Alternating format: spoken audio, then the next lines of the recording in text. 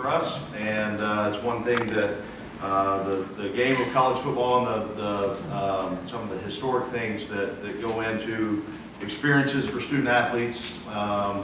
This is one of them for us at Mizzou. That obviously this event started here years and years ago. So our small part in the weekend for all the folks that come back, alumni and all the people that are tied to Mizzou, we want those 3.5 hours on Saturday for them to leave that experience of the homecoming week in the right way, and that would be winning football. So our guys understand that, and you know, it's nice to see people that come back that care about Mizzou, that have the opportunity to go to school here, and they care about this place, and I wish them a great week and an even better Saturday. Also want to thank all the folks on campus that do so much leading up to this week, and all the different events and all the things that they put on for our students that make this place special. So moving into the game for us, we've got a tremendous challenge in a very, very, very good Memphis team. They've got as explosive of a running back and running attack as anybody in the country. He's averaging over 10 yards a carry. I think that there's a number of reasons why. Number one, he's a really good player. They've got a great scheme, and the yards after contact are what is maybe most impressive with the way that he plays. And we'll have a tremendous challenge when doing that. I think Brady White, their quarterback, is efficiently moving the ball. He's making great decisions in some of their RPO game, and I know that they got at their skill spots.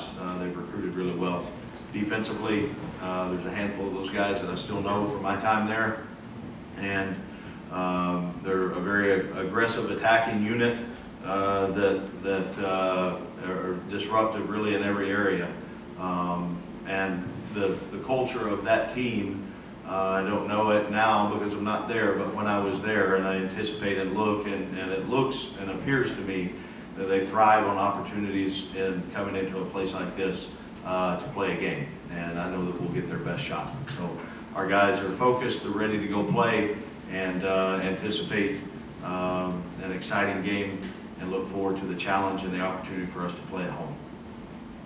Barry, with this being the only other place you've ever coached besides Missouri, obviously, I mean, does Memphis kind of hold a place, and do you follow them still fairly closely? Well, there's so many people that are still there, Gabe, than when I was there for those 3.5 years. And I've got the director of athletics, and Tom Bowen, is transformed with a lot of help. He's transformed that place into what it is. And look back over the 3, 4, 5 years, they've won as many football games about as anybody in the country. And the leadership that he has provided, but also guys like Brad Martin, that's been in the community, that was the president when I was there. There's so many people that I'm close with that still have ties to that university and that city. It was good. It was a really good place to me and my family. And the American Athletic Conference is one that I hold in very, very high regard. To kind of follow up on that, do you remember, or what do you remember, what stands out about those initial months and weeks that you spent with Justin, kind of starting to rebuild that program, which had kind of been a low point before you got there? It was a bad program when we got there. And I think the first team meeting we had about 37 guys on scholarship. And it was a hard spot, but we knew it going in. We knew what we could build it into because of its location and the support that they were giving us. And it made me a better coach, and a lot of memories from there with the people in the community that it was a great place for our family to live, and got lasting relationships, and a whole bunch of people coming to the game and trying to convince them to wear Mizzou Tigers gear. Barry, you and your staff have kind of picked up recruiting out of Memphis. How have the relationships you built while you were there help not just you, but the staff? Yeah, you look at geographically, you can hop in the car and get there in less than 6 hours. So for us, and the brand and quality of ball that is played there, the number of athletes, it's a natural fit for us to recruit. And then it's helped the relationships that not only I have, but some of the guys on our staff that's recruited this city before. I think it can be a really good area for us to continue to work out of. Barry, when you decided to go there and leave the staff here, how much of a risk was that personally? I mean, you want to be a coordinator, but that's not necessarily a sure thing. Things here were pretty stable. Yeah, but I can't answer, with full, I don't know exactly, but I probably could have stayed here and in a very, I don't want to use the word comfortable, but I felt like I had become a little bit comfortable, and that's a scary thing to me.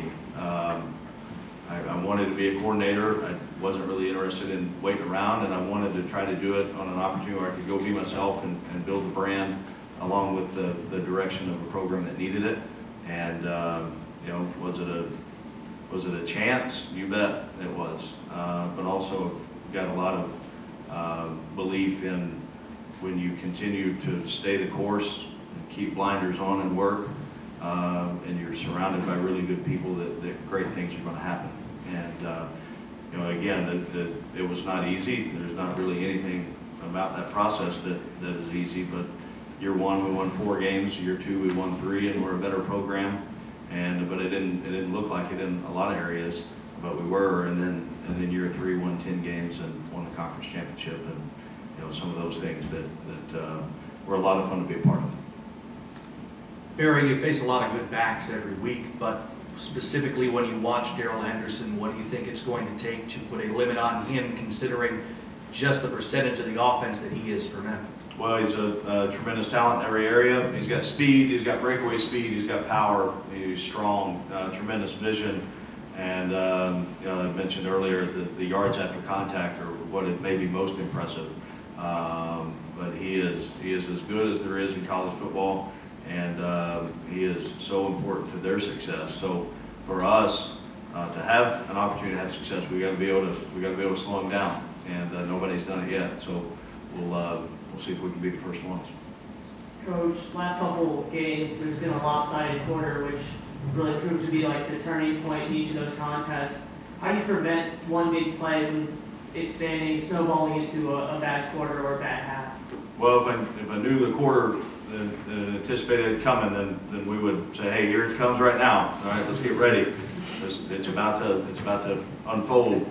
But the challenge for us always, and it was this third quarter, 2 weeks ago, and the second quarter last week. But the focus for us, and we've always talked about this, is playing one snap at a time. And no matter the success or the failure that you have on that play, that can't have any effect on the next snap. And we talk about it on the mental conditioning side of it, on being a 6-second competitor. The average play is about 6 seconds, so you focus and process the information. Once you get the play call, you go into the process of having positive self-talk, you get your alignment, you get the check, and then you get into the moment of playing the play. And that takes time and training. But there's been some quarters that we played really well and explosive, but also when you turn the ball over or you give them an explosive play on defense, and then you do it again, that compiles to turn into one of those quarters. So again, we've got day one information for us and the ability to process one play, one snap at a time. It's easy to talk about it, the calm of the atmosphere of 68 and the air conditioner's on, or whatever it is, but to go apply that and to do it play after play, that takes some mental toughness. And I think we're getting better, but obviously we're not there yet. Yeah, I was going to ask about Jalen Knox. He's kind of been your top receiver since you've had some of the injuries. Just how do you think he's done carrying that load of responsibility, given he's 6 games into his college career? Yeah, he's handled it in a very, very mature way, and he's going to be a great player, in my opinion. He's got the football IQ. He's got the ability to work, learn, train. I mean, he's all in both feet. It's fun to watch him practice. It's fun to watch him go compete. I'm proud of the way that he stepped up and really helped our team. Barry, I know you guys take things 1 week at a time, but when you emerge from a stretch like the one you guys just went through the last 3 games, how do you go about putting the pieces back together and getting the team back on track and moving forward? Well, this is the focus on our next opponent. I mean, I'm glad that the last game's over. I know that. there's a tremendous challenge waiting on us Saturday afternoon at 3, and then when that one's over, there's going to be another one the next Saturday, and that's the life of being in this league, and the opportunity for us to continue to go compete and move forward. That's where our focus has to be, because if you look too far ahead or behind, then you're not getting better. So our challenge and charge is to worry, and we had a really good Tuesday practice, so tomorrow let's do it again, have a little bit better Wednesday. Barry, was Albert a full participant today? It was a little under the weather. Okay. He did some things early, and then we brought him in, and he'll be full go tomorrow. And I was going to follow. You guys have gone for, you attempted, I think, considerably more fourth down attempts so far this season than at this point last season. Is that a change in your mentality, or has that just been more opportunities to go for it this year? That was, you always, and throughout the course of the year, you look at different things that your program needs, or maybe offense or defense, and the analytics side of the way you look at our percentages on keeping our offense out there, maybe extending the drive, and if it's within reason, time of game, distance, comfort level, and we have with our fourth down calls that week, whether we call them or not. But I think we need to be aggressive in nature to be able to keep our offense out on the field. Barry, I know you said yesterday that Emmanuel Hall will be out again this week.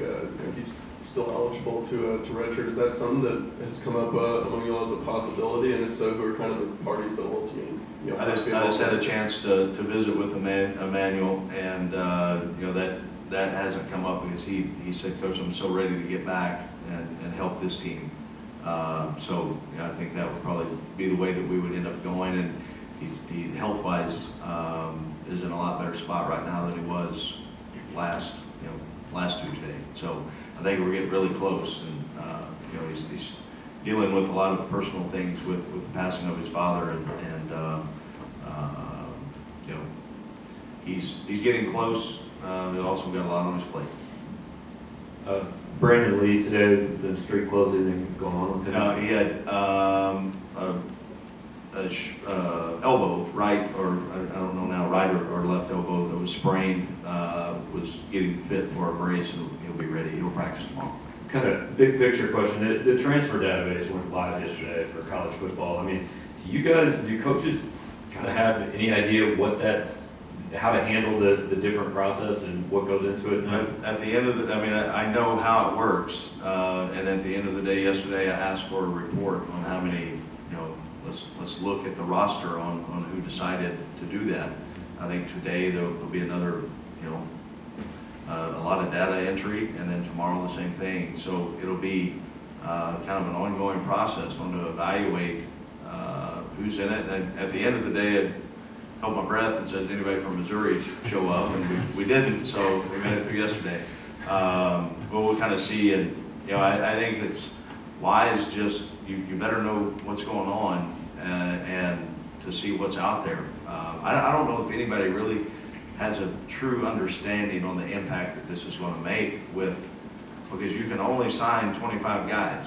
That number is not going to change, and if you have a bunch of dudes transfer, you can't replace them. So it'll change the landscape a little bit of as we have known it. Signing classes. Do you want to get in the transfer market? It's all things that you've got to find what's right and what's the fit for your program. Is the guy a grad transfer that's in the portal system? Is it a freshman that's transferring? Is he eligible immediately? All those things that it'll be interesting to see kind of how it all plays out. Coach, you talked a lot about how much playing Memphis means to you, and you talked a little bit about homecoming at the beginning. I know obviously you approach every game the same, and you always want to win, but just have you kind of taken a little time to reflect kind of maybe what this game means to you personally? Obviously, two colleges that have meant so much for you, homecoming, for you being a Mizzou coach, Mizzou player. What is? I haven't taken a moment. I just took a moment as you were asking me the question. Now my moments are over. Nobody cares, They don't care what I think. I want my guys to prepare like they've never prepared before, and then go play our best game. And if we do that, then that will be the greatest reward that I could have for this week, and then we'll try to line up and do it again next week. So thanks for the moment. Barry, I know you touched on some of the other guys. Do you have any update on Nate Brown? I ran some today, so I don't know. We'll see if he can get into a little more activity tomorrow, but we're moving in the right direction there. Anything more for Coach? All right, guys. All right, Let's very go. good. Thank you.